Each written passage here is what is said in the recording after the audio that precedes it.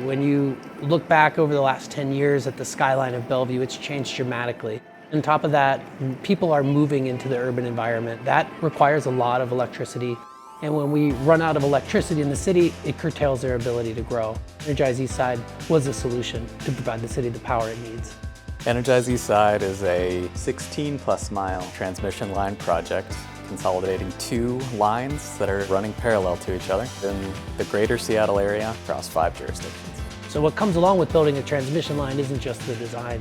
The urban setting was really challenging on this project at a basic level because you're in somebody's backyard.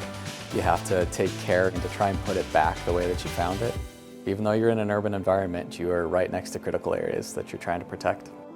HDR provided permitting, project management, and boots on the ground construction management.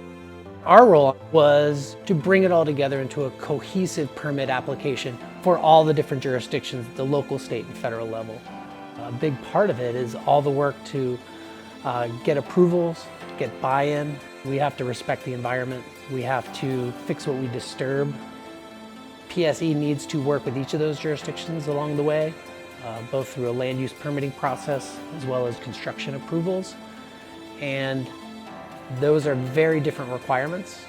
What I really enjoy is acting as the liaison between the client and the contractor and finding a way to keep everything moving, but also really considering what is the best thing for the environment. I think that's a super beneficial part of the value that HDR brings during construction because we have somebody there. So our job is generally to take the permit and we help them figure out how to implement them in the field and how to convert from a piece of paper to a power line. A lot of the infrastructure projects we work on, they'll be here for our generation. I love being able to go out and see what's actually been physically constructed in the world and know that it's making a real life impact for others.